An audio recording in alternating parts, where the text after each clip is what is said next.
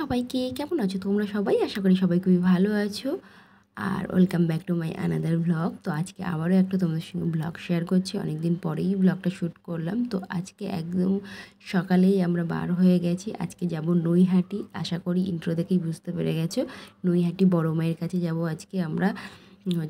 একদম সকাল সকাল স্নান টান করে রেডি সেডি হয়ে এখন যাচ্ছি ট্রেন ধরতে। আর আজকে আমাদের ট্রেন ছিল 8:10-এর লোকাল, যেটা এটা একমাত্র এখানে ভিড় কম, নয় তো সাধারণত আমি যে লোকেশানে আমি থাকি সেখানে ট্রেন 1 ঘন্টা বাদে বাদে আসে এবং প্রচণ্ড ভিড়। সকালবেলা অফিসের জন্যে বা কাজে যাওয়ার জন্যে এত ভিড় থাকে যে সকালে ওঠা যায় না।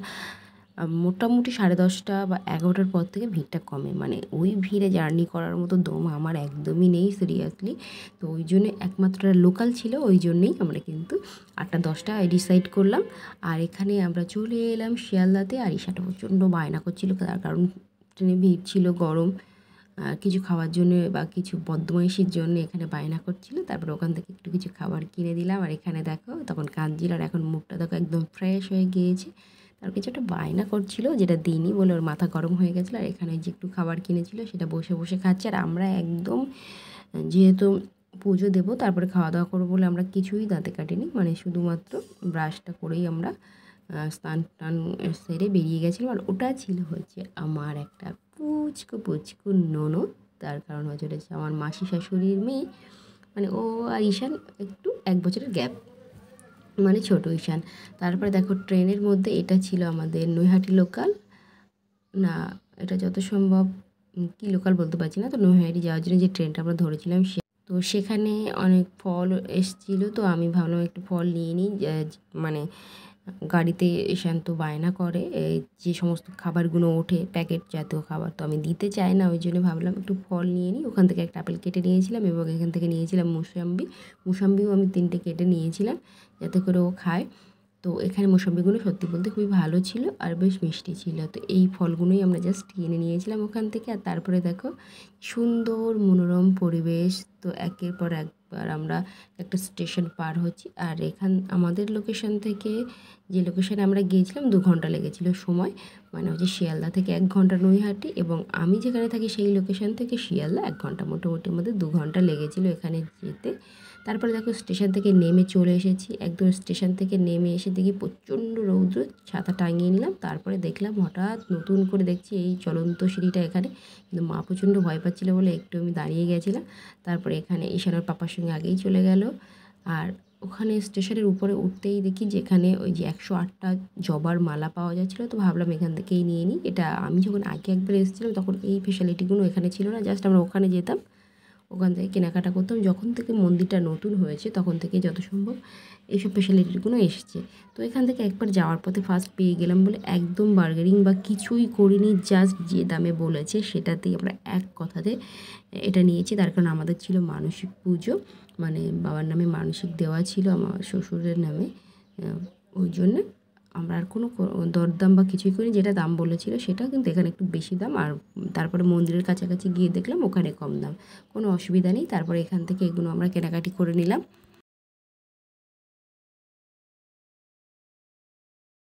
এখান থেকে কিন্তু অটোরিকশা বা পা ভ্যান সমস্ত কিছুই পাওয়া যায়, তো বা টোটোও পাওয়া যায়। কিন্তু আমরা যেহেতু বললাম যে কেনাকাটা করতে করতে যাব, অনেক জিনিস কিনতে হবে, তো সেক্ষেত্রে একটু হালকা করে আমরা হাঁটতে হাঁটতেই এগিয়ে গেলাম। তো বেশি সময় লাগেনি এখানে হাঁটতে, হার্ডলি 7 মিনিট মনে হচ্ছে আমরা মন্দিরে পৌঁছে গেছিলাম। আর আগের বারে আমি যখন গেছিলাম তখন তো মন্দির পুরনো ছিল, সেকেন্ড টাইম যখন গেছিলাম মাকে অন্য জায়গায় শিফট করিয়ে দিয়েছিল, তখন ওই বিল্ডিংয়ে আমরা গিয়েছিলাম। তখন দর্শন জন্যে বলবো বেশ ভালো ছিল। এখন দেখলাম দর্শনটা সেই মতো মনের মতো হলো না, তার কারণ তোমরা ভিডিও দেখলেই বুঝতে পারবে।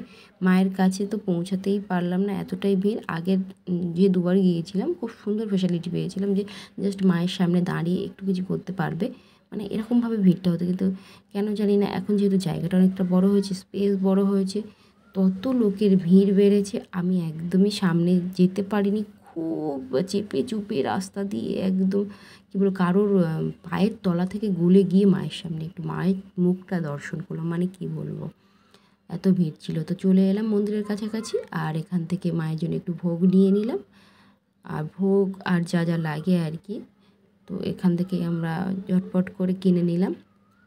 কেনার পরে এই দোকানে দাদাটা বলল যে এখান থেকে তুমি কিন্তু জুতোটাও রেখে যেতে পারো, তার কারণ ওখানে জুতো রাখলে রিস্ক আছে। তো ভাবলাম ঠিকই আছে, তো জুতোটা ওখান থেকে রেখে দিয়ে এখানে দেখো মায়ের হাতে একটা ঝুড়ি, বেলপাতা, মিষ্টি, যা যা ভোগ দরকার ছিল সমস্ত কিছু আমরা নিয়ে নিলাম। আর এখানে ছিল মায়ের জন্য একটা শাড়ি, তো সে শাড়িটা এখন আমাকে বার করতে বলছিল। আমি বললাম ভিতরে গিয়ে দেখো গেট লক করে দিয়েছে। তো আমি যে মুহূর্তে গিয়েছিলাম লাকিলি সেই সময় খুব মানে বাইরের ভিড়টা কম ছিল, কিন্তু ভিতরে গ্যাদারিংটা ছিল। আমাকে বিশেষ লাইন দিতে হয়নি, হার্ডলি 5 মিনিট লাইন দিতে হয়েছিল। অন্য সময় আমরা কিন্তু অনেক দূর থেকে লাইন দিয়ে দিয়ে এসে মাকে দর্শন করেছি এবং দর্শন করতে পেরেছি। এবার দেখতে পাচ্ছ ভিড়টা দেখো, এত লোক একসঙ্গে দাঁড় করিয়েছে, সামনে থেকে ঠেলে বাইরে বার করে দিচ্ছে। মানে দর্শন করা তো দূর কি বাত, আমি মাকে ভালো করে দেখতে পাইনি, যেহেতু আমাদের মানসিক পুজো ছিল। তো এখানে ছিল সোনার জিপ আমরা যেটা দেবো মায়ের পায়ে, এবং মায়ের জন্য শাড়ি ছিল। এগুলো কী করেছে জানি না, বাট আমরা মানে প্রসাদটা কোথায় গেল বুঝতেই পারলাম না। তারপর গিফট বক্সে গিফটটা দিয়ে দিতে বললো, যে ওখানে যায় না, তো ওখান থেকে পুজো শুধু মানে মায়ের যে ফুলটা ছিল 108 মালা ওটা দিয়ে দিল। তারপরে আমি ওখান থেকে বার হয়ে এলাম। আগে কি বলো তো, ধূপ মোমবাতি এগুলো আমরা জ্বালাতে পারতাম, এখন তো দেখলাম সেটারও ব্যবস্থা নেই, সব ফেলে দিয়ে আসতে হয় ওখানে।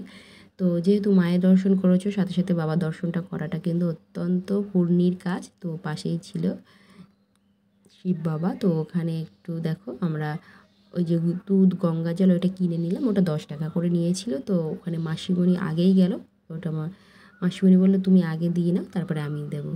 তো এখানে একটু সামান্য ভিড় ছিল, কিন্তু এখানে আমরা কিন্তু সুন্দরভাবে জল দিতে পেরেছি। তো মায়ের দর্শনের সাথে সাথে কিন্তু যদি তোমরা পুণ্য অর্জন করতে চাও, সাথে বাবার দর্শনটা করা অত্যন্ত প্রয়োজন। আর গিয়ে খুবই ভালো লাগে, এমন নয় ভিড়ের জন্যে মাকে দেখতে পাইনি বলে না, যতটুকু দূর থেকে দেখেছি সেটাই মনের শান্তি, এবং মাকে মন থেকে ডাকলেই সব কিছু হয়, এটা আমি জানি। আর বেশ ভালো লাগে ওখানে যেতে। তো এখানে দেখো মাসিমণি কমপ্লিট করার পরে আমাকে দিয়ে দিল যে এবার তুমি দাও। তো এখানে আমি একটু বাবার মাথায় দিলাম, তারপরে নিচে মানে নন্দী ছিল যে কিউট গরুটা, তো ওর মাথায়ও একটু আমি দিলাম, যেন তো নিচেই বসেছিল। তো এখান থেকে দেওয়ার পরে বার হয়ে গেলাম, বার হয়ে গিয়ে এখান থেকে অনেকগুলো সুন্দর সুন্দর পিকচার ছিল। তো এগুলো দাম করছিলাম যে একটা সুন্দর দেখে নেব, তো এত দাম বলছিল বলে বড়গুলো নেওয়া হয়নি, ছোটো ছোটো কয়েকটা নিয়েছি গিফট পারপাসের জন্যে, যে এখানে এসছি কাউকে একটু প্রসাদ দিলে গিফট দিতে হবে। তো এই ছোটো ছোটো এগুলো ছিল 30 টাকা 20 টাকা এরকমই ছোটো এই পিসগুলোর দাম, আর বড়গুলো ছিল 70 400 টাকা এরকম বলছিল। তারপর ওখান থেকে আমরা চলে এলাম গঙ্গার ঘাটে। তো দেখো গঙ্গার ঘাটে সবাই কিন্তু সেলফি তুলতে ব্যস্ত ছিল, আর ঈশান আর মা যাচ্ছিলো স্নান করতে। ঈশানের একদম জামা কাপড় সব খুলে দিয়েছি, আর স্নান করবে বলে ও মাথা খারাপ করে দিচ্ছিল। তো মাকে বললাম একটু গঙ্গা থেকে ওকে স্নান করিয়ে আনো, আর স্নানের মজা এত পেয়েছি যে ও আর একদমই উঠতে চাইছিল না, প্রচণ্ড বায়না করছিল যে ওখানে নাকি ও মাছ ধরবে।